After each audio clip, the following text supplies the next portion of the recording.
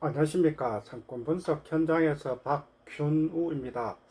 지난해부터 강명상권에 대한 그 상담과 이제 상권 조사에 대해서 여러 번 요청이 들어와서 진행했던 적이 있습니다.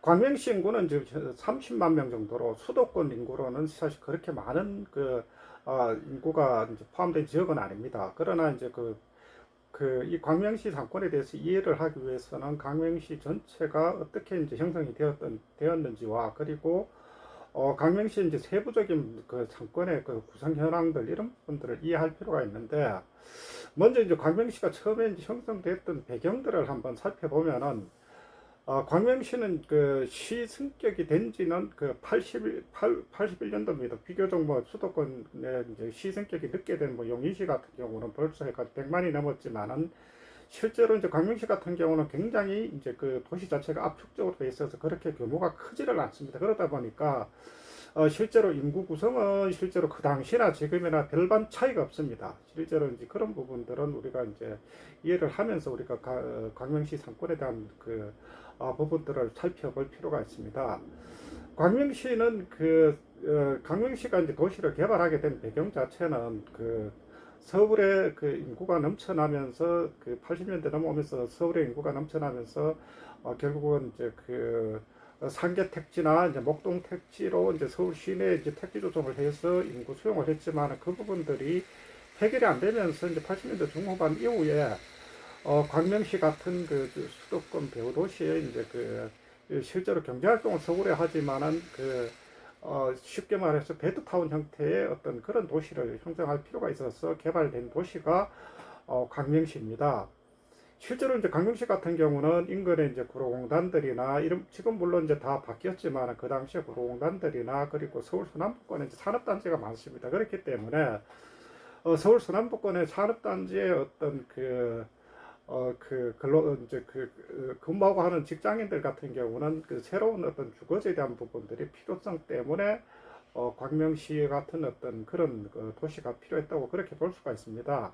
처에 이제 광명시 같은 경우는 자족 도시가 아니다 보니까 실제로 자족 시설이나 이런 부분들을 기반 시설들을 형성하는 것보다는 실제로 아파트 중심으로 주로 개발이 되었습니다. 그렇다 보니까 이제 쉽게 앞에서 말씀드렸다시피 베드타운 형태의 어떤 그런 도시입니다. 그러다 보니까 이제 생활 인프라도 부족하고 쉽게 이제 보시면은 광명시의 이제 전화번호 자체도 이제 서울 전화번호를 쓰고 하는 것도 결국은 서울에 이제 포함된 주변 도시, 그리고 어떻게 보면은 이제 부속 도시나 뭐 이런 격으로 이제 볼 수가 있지 않을까 하는 그런 생각을 하게 됩니다. 이 당시에 이제 80년대 광명시를 개발을 할 때는 택지 개발은 지금은 뭐 토지주택공사로 바뀌었지만 당시에는 이제 토지공사가 이제 택지 개발을 하고 그리고 주거지는 주택공사에서 담당을 해서 개발을 하게 되었습니다. 그래서 이제 도시가 보면은 광명시 이제 광명동 일대는 주로 이제 단독이나 다가구, 다세대 중심으로 이제 주택이 개발되었지만은 하안동이나 철산동 같은 경우는 저층부의 소형 평수의 이제 아파트 중심으로 개발이 되었습니다. 그래서 이제 그 이후에 뭐 뉴타운 같은 경우도 개발이 되었을 때 실제로 이제 아파트의 이제 평형대 자체가 주로 이제 중소형대가 많은 것도 이제 그런 이유로 볼 수가 있습니다. 앞서 말씀드렸다시피 강명시는 이제 제한된 도시에 이제 도시가 집중 개발되어서 그 당시에 이제 실제로 이제 강명시가 개발이 완료됐던 90년 시점에도 인구가 30만 명 정도였었습니다. 그리고 세대수는 8만 세대 정도였었는데 지금 지난달 우리가 인구를 살펴보면은 약 30만 명 정도가 약간 상회하는 정도입니다. 강명시 인구가. 그리고 세대수는 12만 7천 세대니까 실제로 세대수만 늘었다고 볼 수가 있는데 이 부분들을 세대수만 든 거는 수도권 전체적으로 이 정도의 비율로 늘어났습니다. 인구는 감소했지만 늘어나 그런 부분들이 있기 때문에 실제로 90년대 인구나 지금 인구나 별반 차이는 없는데 세대수만 늘었다고 하는 부분들로 이제 이해를 할 수가 있습니다.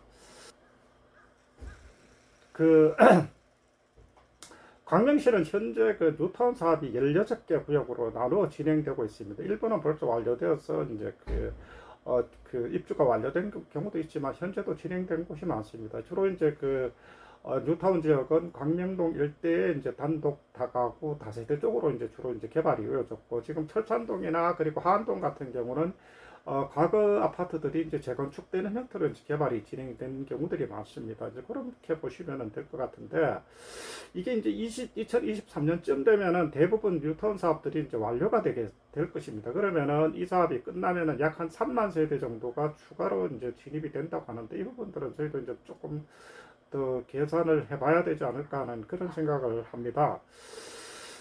그 강릉시 이제 상권에 대한 부분들은 사실은 이제 지금 뉴타운 사업이 진행이 되고 있기 때문에, 그리고 뉴타운 사업이나 그리고 재건축 단지에 대한 부분들이 진행이 되고 있기 때문에, 이 부분들은 어느 정도 진행이 되어야 이제 어떤 상권이 어떻게 다시 형성이 될 것인지 어떤 부분들이 이제 뚜렷해지겠지만은, 실제로 앞서 말씀드렸다시피 강릉시 자체는 굉장히 도시가 압축적으로 개발이 되었기 때문에, 실제로 뉴타운 사업이 완료가 되거나 그리고 재건축 단지가 완성이 된다 하더라도 상권의 변화는 실제로 생각보다는 크지 않을 것으로 봅니다. 물론 이제 재건축 단지 같은 경우는 세대수 자체가 워낙 많기 때문에 이제 그 단지 내 자체로도 상권이 형성될 수 있는 그런 여지는 있지만은, 지역 내에 거점 형태로 개발되는 그런 상권들은 크게 변화가 없을 것으로 봅니다. 실제로 그렇기 때문에 지금 광명시에 대한 부분들을 이해하기 위해서는 현재 상권들이나 이런 부분들을 가지고 이제 그 파악을 하시면 실제로 크게 차이는 나지는 않을 겁니다. 그래서 이제 그런 부분들을 중심으로 그 설명을 드리겠습니다. 그래서 그 현재 우리가 광명시에 이제 세부적으로 상권이 어떻게 형성되어 있는지를 한번 그 살펴보도록 하겠습니다.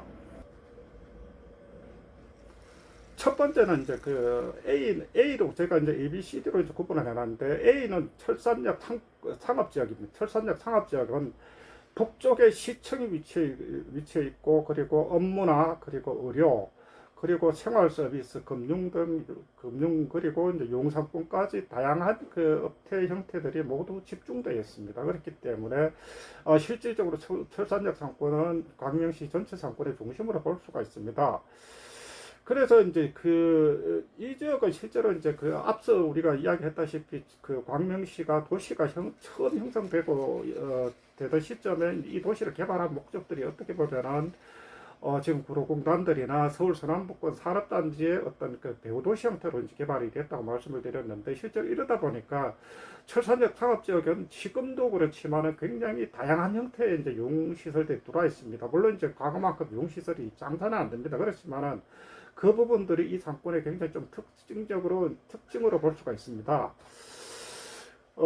그 B는 광명 사거리역 상권입니다. 그리고 이제 광명 사거리역 상권은 광명시장에 있는 상권입니다. 그래서 이제 아마 이제 그 광명시 상권의 대표적인 그 상권을 들려면은 철산역 상권과 광명 사거리역 상권을 들 수가 있습니다. 이제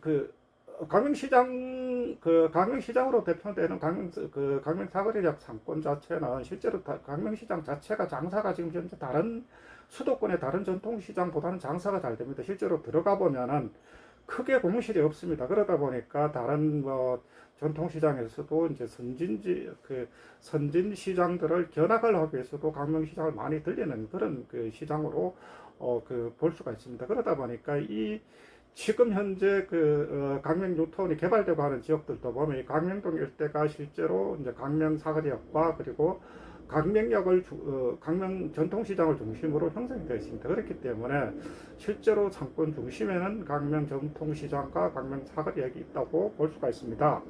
C는 그 하안동 상업지역입니다. 하안동 상업지역은 하안 2, 3, 4동의 중심 상업지역입니다. 상권 영향권 안에 드는 지역은 3개 행정동으로 3개 행정동 전체가 아니라 일부만 해당이 됩니다. 그래서 추산을 해보니까 약 한 3만 세대 정도, 3만 명 정도가 됩니다.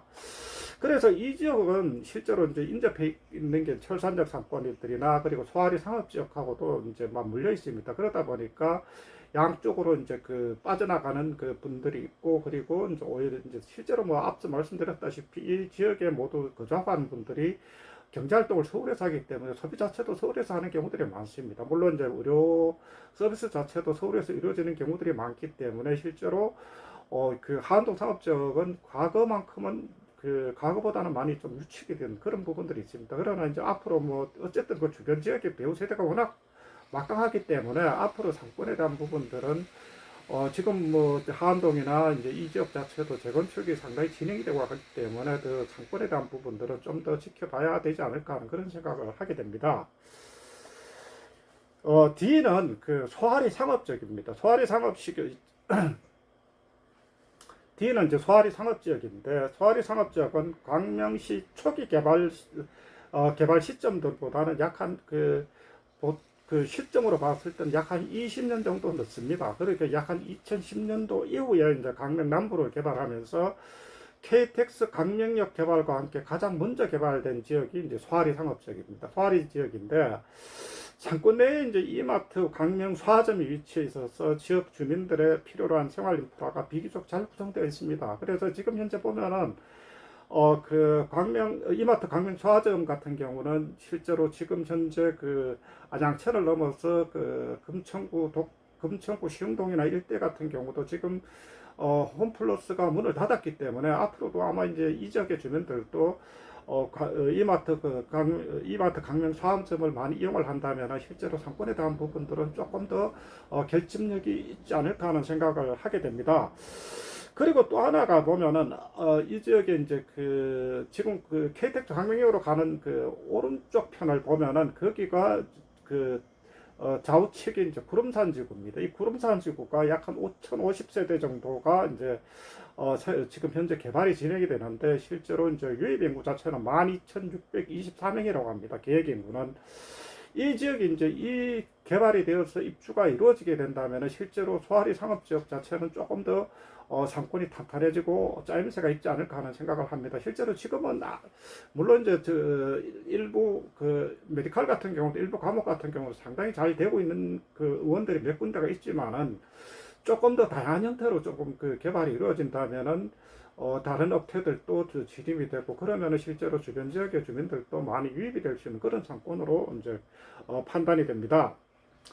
그리고 이는 KTX 광명역 상권인데 사실은 이게 애매한 상권입니다. 여기가 어떻게 보면은 지금 광명시에서 가장 남쪽에 위치해 있는 상권인데 이 KTX 광명역 자체는 2004년에 이제 개통했습니다. KTX 광명역이 개통이 되면서 강명역 주변도 이제 개발이 진행이 되었는데 KTX 역을 기준으로 이 사실은 이제 KTX 광명역 상권에 대해 지도를 놓고 보면은 KTX 광명역을 기준으로 동서 지역이 각 블록별로 형성되어 있습니다. 아파트 같은 경우도 뭐 1000세대에서 2000세대까지 다양하게 구분이 되어 있고 그리고 이제 KTX 광명역 주변에 이제 상업 지역들도 있고 그리고 인근에 인근에 코스트코나 그리고 롯데 롯데에서 이제 프리미엄 아울렛 같은 경우도 이제 이 지역에 있습니다. 그러다 보니까 실제로 서울 지역뿐만 아니라 외부에서도 많이 옵니다. 실제로 여기가 또 이케아가 있기 때문에 실제로 그 서울 순환고속도로 같은 경우도 타고 차당이나 이쪽에서 주민들도 이 지역에 소비를 많이 이제 하는 것으로 알려져 있습니다. 그러나 우리가 살펴봐야 될 부분들은 실제로 대형 마트 같은 경우나 이제 이케아나 뭐 그리고 롯데 아울렛 같은 프리미엄 아울렛 같은 경우는 소비를 하더라도 그 안에서 차를 가지고 소비를 하고 외부 소비를 안 이루어집니다. 그러다 보니까 대부분 마켓에서 소비를 하고 나서는 빠져나가기 때문에 실제로 상권에서는 생각보다 많은 영향을 미치지는 않습니다. 그러다 보니까 아파트 단지 내 인근이나 그리고 주변의 근생 같은 경우는 실제로 벌써 입주가 된 지가 그 10년이 넘었는데도 대부분 비어 있습니다. 이거는 결국 소비가 이루어지지 않는다는 이야기거든요. 그래서 이런 부분들은 결국은 지금 KTX 광명역에 거주하고 하는 아파트 주민들 자체들도 보면은 대부분 이 지역의 주민들은 앞서 지금 광명의 대부분이 그 지역의 주민들도 그렇지만 외부에서 소비가 이루어집니다. 그렇다 보니까 경제활동도 외부에서 하기 때문에 실제로 적극적인 어떤 상권의 역할을 하지 못하는 부분도 있습니다. 그리고 소아리 상권들이나 그리고 KTX 광명역 같은 경우는 실제로 그 광명시가 초기에 개발됐던 시점하고 그 시점 차이가 너무 크게 나기 때문에 어떻게 보면은 소아리 같은 경우는 그래도 이제 광명시 상권으로 편입이 될 수 있겠지만 KTX 광명역 같은 경우는 좀 별도의 상권으로 볼 수 있지 않을까 하는 그런 생각을 하게 됩니다. 그렇기 때문에 이 부분들은 KTX 광명역 상권 같은 경우는 광명시 상권으로 보지 말고 KTX 광명역으로 KTX 광명역에 국한된 상권으로 이제 판단을 하시는 게 어떻게 보면은 더 정확하지 않을까 하는 그런 생각을 하게 됩니다. 그리고 이제 앞으로 이제 그 KTX 광명역 같은 경우는 지금 신안산선이 2028년에 개통될 예정입니다. 물론 이제 이거는 저도 이제 보면 신안산선 같은 경우는 개통하는 시점 자체를 저도 추정이 어렵습니다. 중간에 이제 그 공사를 하다 여러 번 그 사고가 나서 실제로 계속적으로 늦어졌거든요. 그렇기 때문에 지금 벌써 이미 이제 뭐 계획적으로 하면 벌써 개통이 되어야 되지만 아직까지도 개통이 이루어지지 못하고 있기 때문에 2028년에 이제 개통이 된다고 하는데 이 부분들은 뭐 우리가 기대를 하면서 이제 지켜봐야 될 대목이 아닌가 합니다. 그리고 이제 그 F는 새마을시장 상권입니다. 현재 그 주변 지역은 여기가 강명 아마 육동리가 그럴 겁니다. 그래서 이제 이후 새마을시장 상권은 이게 아마 이제 새마을시장 앞에가 이제 강명 육동 사거리인가 그렇게 됩니다. 그래서 이제 주로 이제 강명 육동 주민들이 이제 유입이 되는데 이 지역이 이제 주로 이제 재개발 형태로 이제 진행이 된 그 뉴타운 지역이 많이 편입되어 있습니다. 그래서 이제 그런 부분들이 아마 이제 영향을 많이 미치는데 실제로 이 지역이 이제 뉴타운 개발 이전에 벌써 해가지고 일부 지역이 재개발이 이루어지고 재건축이 이루어지고 이렇게 해서 아파트들이 상당히 많이 들어와 있었습니다. 그래서 실제로 이제 지금 현재 아마 이제 뉴타운 같은 경우는 단독이나 다가구 다세대들이 재개발이 이루어지고 거의 다 이제 마무리가 된 상태인데 실제로 이제 이 지역에 대한 부분들은 좀 다양하게 좀 살펴볼 필요가 있지 않을까 합니다. 이제 과거에는 이제 이 새마을시장이 원래 보면은 그 지역마다 새마을시장이 있는 지역을 보면 대부분 낙후되고 다가구나 다세대 단독 주택이 많았던 지역에 이제 새마을시장들이 들어가 있는데 실제로 강릉시도 아마 이제 크게 다르지 않습니다. 그렇다 보니까 이 지역 자체가 서민 중심의 어떤 그런 지역이었습니다. 그렇기 때문에 이 부분들은 우리가 실제로 이제 그 뒤에 한번 제가 따로 한번 꼭지를 빼서 한번 설명을 드리겠습니다. 저 역시도 이제 이 지역에 한번 2024년에 이제 이비인후과 개원을 하시는 원장님을 컨설팅을 한 적이 있습니다. 물론 지금 현재 잘 하고 계십니다. 그래서 그 주변 지역의 어떤 사건의 현황들이나 이 부분들은 조금 더 세부적으로 한번 설명을 한번 드려볼 필요가 있지 않을까 합니다. 물론 이제 이거는 이제 주변에 지금 개발도 아마 일부도 진행이 되고 완료가 된 상태도 있지만 실제로 배우 세대가 많습니다. 그렇기 때문에 어떤 단일한 상권으로서도 충분히 어떤 경쟁력을 가지고 있지 않을까 하는 생각을 하기 때문에 어떤 새롭게 이제 새로운 꼭지를 한번 설명이 필요하지 않을까 하는 그런 생각을 하게 됩니다. 마지막으로 T는 개봉교 앞 상권입니다. 사실은 여기는 이제 그 단독 상권으로 빼기가 조금 애매한 적은 있습니다. 여기가 이제 결국은 이제 강릉시장하고도 가깝고 강릉사거리역하고도 가까운데 이 상권 자체는 보면은 실제로 이제 이 지역에 이제 가장 큰 세대가 이제 바로 앞에 위치한 트리우스나 뭐 주변에 이제 지금 뉴타운에 포함돼서 개발된 지역들이 많습니다. 그래서 대부분 이 지역이 실제로 영향권에 들어가는 게 저희가 해본 것만 해도 12,000세대가 됩니다. 그러나 이제 이게 실제로 강명 사거리역 쪽으로 가는 부분도 있겠지만은 실제로 이제 제가 앞에서 말씀드렸다시피 주로 서울에서 이제 경제 활동을 하기 때문에 개봉교를 건너서 개봉동으로 진입을 해서 개봉역에서 갈아타거나 그리고 차량을 가지고 이동을 하거나 이렇게 되면 실제로 강명시 상권보다는 오히려 서울 상권에 더 편입돼서 보는 게 맞지 않을까 하는 그런 생각을 하게 됩니다. 그래서 개봉교 앞 같은 경우는 실제로 상가도 많지는 않습니다. 그렇지만 앞으로 좀 관심을 가지고 한번 지켜볼 만한 지역이 아닐까 합니다. 이것은 결국은 이제 앞서 이야기했다시피 충분한 배우 세대를 가지고 있기 때문에 결국은 이제 소비나 이제 메디칼 같은 경우도 결국 사람의 숫자에 따라서 좌우되는 그런 상권이기 때문에 그렇습니다. 전체적으로 이제 지금까지는 강릉시의 이제 상권이 어떻게 형성되어 있는지를 한번 살펴봤는데 앞으로 강릉시의 이제 세부적인 상권 몇 개를 가지고 추가적으로 한번 설명을 드리도록 하겠습니다. 그리고 이제 하나 제가 추가할 것은 이제 제가 매달 메디칼 개원을 원하시는 분들을 위해서 지금 개원 세미나를 하고 있습니다. 그 아래 제가 링크를 댓글에다 올려놨으니까 그 부분들을 한번 참고하셔가지고 6월 상권 세미나는 6월 21일에 있습니다. 신청을 하시게 되면은 별도로 장소나 그런 부분들은 따로 공지하도록 하겠습니다. 감사합니다.